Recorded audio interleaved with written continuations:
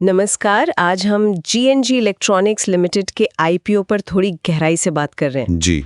ये company electronics बाजार के नाम से ज़्यादा जानी जाती है और कहते हैं कि ये भारत की सबसे बड़ी रिफर्बिश्ड इलेक्ट्रॉनिक डिवाइस कंपनी है। हाँ, बिल्कुल काफी नाम है इनका इस स्पेस में। तो आज की बातचीत के लिए हमने जीएनजी इलेक्ट्रॉनिक्स आईपीओ एक गहन विश्लेषण वाले लेख से कुछ पॉइंट्स लिए हैं। अच्छा। हम सोच रहे थे कि इस आईपीओ की जो मुख्य बातें हैं, कंपनी का बैकग्राउंड, फाइनेंशियल्स और बाजार का शुरुआती मूड कैसा है, जी। इसे समझे। हाँ, ये जरूरी है समझना। और सबसे ताज़ा अपडेट तो यही है कि ये इशू आज 23 जुलाई 2025 खुल गया है। जी, आज पहला दिन है। तो ये आज खुला है और कब बंद हो रहा है? 25 को। हाँ, 25 जुलाई को बंद हो जाएगा। मतलब 3 दिन की विंडो है इन्वेस्टर्स के पास। बस 3 दिन। ओके। जी। और अगर इशू के साइज की बात करें तो ये करीब 460.43 करोड़ का है। 460 करोड़ ठीक ठाक साइज है। हाँ, इसमें से देखिए 400 करोड़ का तो फ्रेश इक्विटी इशू है। अच्छा, ये पैसा सीधा कंपनी में जाएगा। बिल्कुल।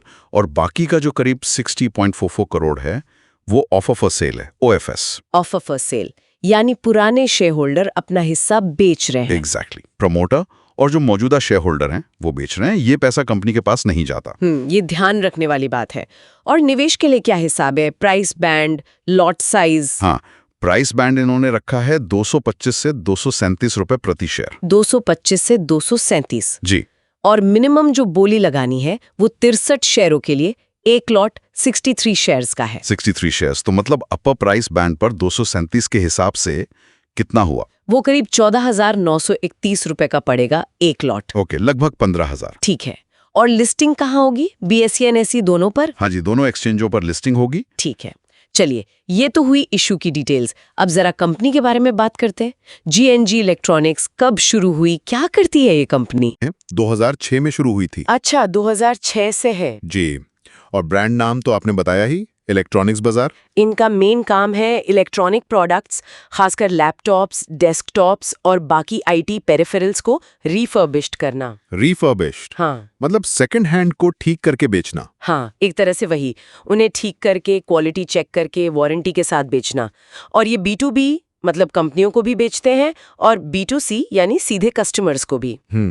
और दावा है कि क्वालिटी अच्छी होती है और दाम कॉम्पिटिटिव। जी, यही इनका USP है। क्वालिटी, प्रमाणित रिफर्बिश्ड उत्पाद, वो भी सही कीमत पर। और कंपनी की कमाई वगैरह कैसी चल रही है, फाइनेंशियल परफॉर्मेंस? आंकड़े तो जैसा सोर्स में दिया है काफी मजबूत दिख रहे हैं। हाँ। वित्त वर्ष 2025 के लिए इनका रेवेन्यू यानी आमदनी 1411 करोड़ बताई गई है। 1400 करोड़ से ज्यादा? जी। और नेट प्रॉफिट, शुद्ध लाभ 69 करोड़। 69 करोड़ का प्रॉफिट? जी। ये पिछली सालों के मुकाबले कैसा है? काफी अच्छी ग्रोथ है।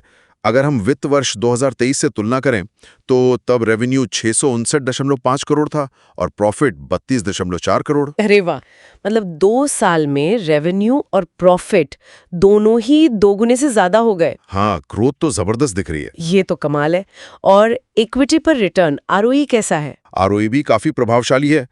FY25 के लिए ये 30.40% रहा। 30% से ऊपर? जी, जो इस सेक्टर में काफी अच्छा माना जाता है। ये दिखाता है कि कंपनी शेयर होल्डर्स के पैसे पर बढ़िया रिटर्न कमा रही है। अच्छा, ये जो फ्रेश इशू से 400 करोड़ आ रहे हैं, हाँ। कंपनी इसका क्या करेगी? सोर्स के मुताबिक इसका जो बड़ा हिस्सा है वो कंपनी अपने कुछ कर्ज चुकाने में इस्तेमाल करेगी, रीपेमेंट या प्रीपेमेंट। अच्छा, डेट कम करेंगे। जी, इससे कंपनी का इंटरेस्ट बर्डन कम होगा, बैलेंस शीट थोड़ी और क्लीन और मजबूत होगी। ये तो निवेशकों के लिए पॉजिटिव बात है। बिल्कुल, भविष्य में ग्रोथ के लिए भी फ्लेक्सिबिलिटी बढ़ेगी। और अभी बाजार का क्या रिएक्शन है? पहले दिन सब्सक्रिप्शन कैसा रहा, कुछ आइडिया? शुरुआती रुझान तो काफी अच्छा लग रहा है। पहले ही दिन ये इशू लगभग 9 गुना सब्सक्राइब हो गया। पहले दिन 9 गुना, मतलब डिमांड अच्छी है। हाँ, डिमांड मजबूत दिख रही है। और ग्रे मार्केट प्रीमियम, GMP जिसे कहते हैं। हाँ, GMP, वो कितना चल रहा है? वो भी आजकल 98 से 105 रुपए की रेंज में बताया जा रहा है। 98 से 105 रुपए। इशू प्राइस 237 है अपर बैंड पे, तो मतलब करीब 40-45% का प्रीमियम। हाँ, लगभग उतना ही। ये एक अनौपचारिक इंडिकेटर होता है, लेकिन इससे लगता है कि लिस्टिंग पर ठीक ठाक प्रीमियम मिल सकता है। ये तो काफी उत्साहजनक लग रहा है। हाँ बिल्कुल। निवेशकों के लिए कुछ जरूरी तारीखें भी हैं, जैसे अलॉटमेंट फाइनल होगा 28 जुलाई को। ओके, मंडे को। जी। फिर रिफंड या शेयर डीमैट में क्रेडिट होने की तारीख 29 जुलाई है और लिस्टिंग उम्मीद है कि बुधवार 30 जुलाई 2025 को हो जाएगी। ठीक है, तो ये तारीखें ध्यान में रखनी होंगी। जी। तो अगर हम संक्षेप में देखें, G&G इलेक्ट्रॉनिक्स का एक मजबूत ट्रैक रिकॉर्ड दिख रहा है।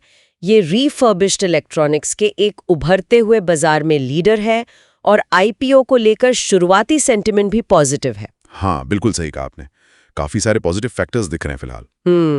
और ये सोचने पे भी मजबूर करता है ना कि जिस तरह से ये रिफर्बिश्ड इलेक्ट्रॉनिक्स का मार्केट बढ़ रहा है, हाँ। ये आगे चलकर हम टेक्नोलॉजी कैसे इस्तेमाल करते हैं और जो सस्टेनेबिलिटी की बात होती है, पर्यावरण को लेकर हमारी जिम्मेदारी, उस पर इसका क्या असर पड़ेगा? हाँ, ये एक बड़ा सवाल है। क्या ये वाकई में ई-वेस्ट कम करने में मदद करेगा या इसके अपने चैलेंजेस होंगे? बिल्कुल, ये एक सोचने वाली बात है।